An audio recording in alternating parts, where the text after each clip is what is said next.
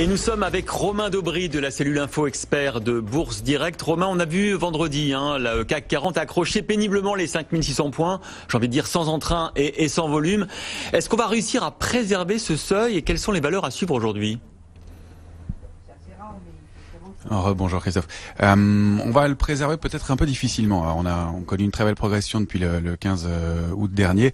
L'indice parisien a pris plus de 8% et puis on a bien anticipé les rendez-vous importants de la semaine et de la semaine à venir.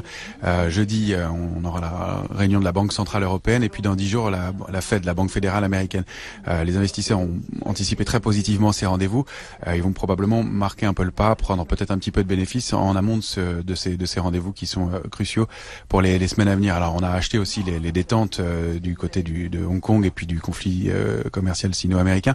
Mais voilà, il faudrait des nouveaux catalyseurs pour continuer à progresser. Donc probablement une pause. Alors soit sous forme d'une consolidation latérale, on surveillera la zone 5570 points, 5630 points.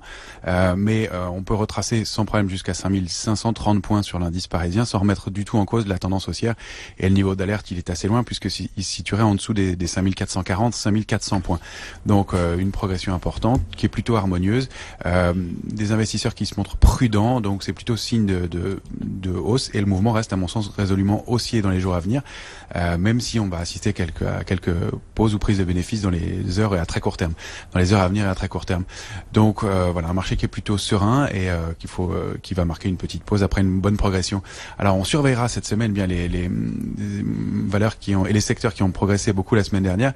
Je pense notamment au secteur automobile qui fera l'objet de toute l'attention des investisseurs, et puisque c'est une vraie recovery, c'est un secteur qui est très en retard.